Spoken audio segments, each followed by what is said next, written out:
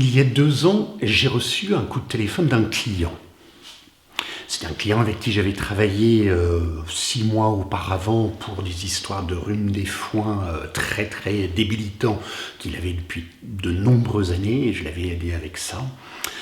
Et il me téléphonait en m'expliquant qu'il avait un couple de cochons domestiques depuis plusieurs années déjà, de Nouvelle-Zélande, je crois, c'est des races spéciales de Nouvelle-Zélande, donc 2 cochons, un mâle et une femelle, et que, donc on était en hiver, et que le mâle, il l'avait retrouvé quelques jours auparavant, très mal en point, effondré par terre, il ne bougeait pas, à peine, il respirait extrêmement difficilement, avec une respiration très lourde, et qui ne mangeait pas, qui ne se levait pas, qu'il était vraiment très mal en point.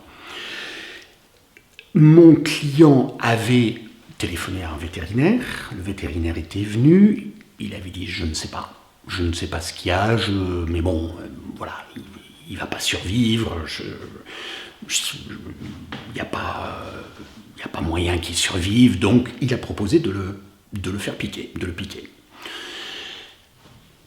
Mon client n'a pas dit oui tout de suite, il est quand même attaché à ces 2 cochons. Il a fait appel, il est allé voir quelques anciens plutôt, plus élégants, quelques anciens du village pour savoir si eux avaient une idée, donc les vieux paysans, il y en a plusieurs qui sont venus voir le cochon. Bon, ils n'étaient pas particulièrement... ils ont dit, bon, il a l'air d'être en train de mourir. Et mon client, toujours pas résigné à la chose, m'a téléphoné et m'a demandé si je pouvais faire quelque chose. J'ai écouté mon pendule interne pour essayer de voir est-ce que je peux faire quelque chose ou pas. Je le fais toujours avec des nouveaux clients, même si c'est un cochon. Et j'ai eu la réponse assez clairement, oui, je peux faire quelque chose. Bon, ok, donc je lui ai dit oui, je lui ai dit je préfère venir voir le cochon, mais écoute, ma réponse c'est a priori je peux faire quelque chose.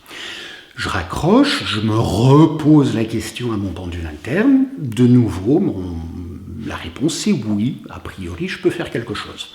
Donc je m'y rends, je vais voir le cochon, et à vrai dire, mon pendule interne avait dit oui, mais mon cerveau gauche, analytique, il a vu le cochon, Bernie, il s'appelait Bernie, le cochon.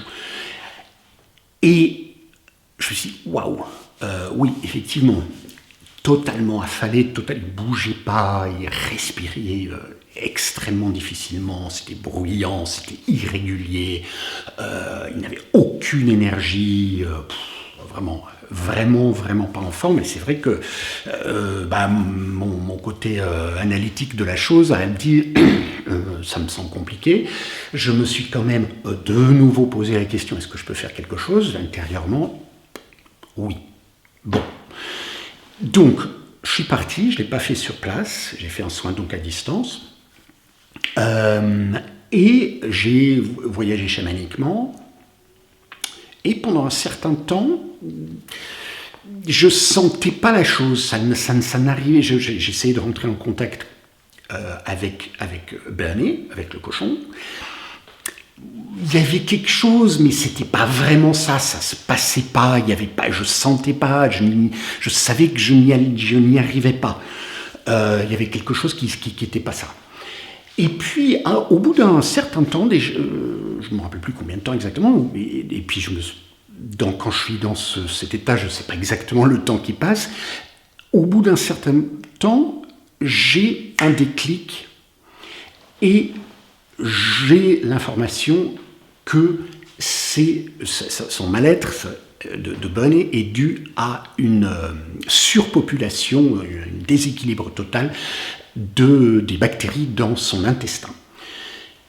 Je ne peux pas dire lesquelles bactéries, je ne suis pas assez scientifique pour ça, mais qu'il y avait une surpopulation, il y avait un déséquilibre total dans son intestin. Et à partir de là, plutôt que d'essayer d'être en contact avec le cochon, j'ai été en contact avec les bactéries, j'ai communiqué avec les bactéries. Et là, je sentais, oui, là, ça marche, là, j'y suis. J'ai reçu des informations, j'ai reçu bon, qu'est-ce qu'il fallait faire, etc. Et à la fin du soin, j'ai noté les choses et je les ai communiquées à mon client. J'ai communiqué déjà qu'il fallait le garder au chaud, donc vraiment le recouvrir de paille pour qu'il se tienne au chaud. On a mis même un radiateur dans sa petite maisonnette. De lui donner de l'eau tiède plutôt que de l'eau froide et de mettre de l'alcool, l'eau de vie dedans, diluée.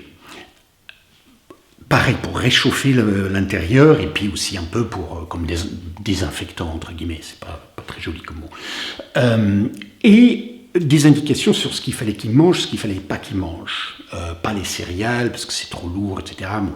Et puis de le nourrir à la seringue, parce qu'il pouvait pas se nourrir tout seul. Donc moi, j'y ai participé aussi, j'y suis allé à plusieurs reprises, de le nourrir à la seringue dans le coin de la gueule. Et on a fait ça, ça n'a pas été du jour au lendemain, tout d'un coup il allait mieux, c'est pas comme ça que ça fonctionne. Pendant un moment, j'admets que, bon, allez, j'ai confiance, on y va, on continue comme ça. Moi j'ai continué avec ce que j'avais reçu comme information. Et petit à petit, à force de le soigner de cette manière-là, il a repris un peu de force, J'étais là, je l'ai aidé à se mettre debout. C'est un poids, hein, je ne sais pas combien de kilos c'est un gros cochon. Quand j'ai réussi à le mettre debout pour qu'il vacillait, etc. Et voilà. Il a commencé à pouvoir manger tout seul, etc., etc. Je me rappelle plus combien de temps ça a pris. Ça a peut-être pris un mois, je me rappelle plus exactement, peut-être un peu moins quand même. 2-3 semaines, je me souviens plus très bien. Et maintenant, il va très bien. Il est en pleine forme. Il a tout le dynamisme d'un cochon mâle. Et au fait, oui, c'est vrai que quelque part, je me dis que j'ai participé à sauver sa vie parce que on avait un peu, surtout la médecine contemporaine, moderne, avait un peu perdu espoir. Donc, il ne faut jamais condamner trop rapidement et utiliser des expressions comme incurable. Allez, bonne journée.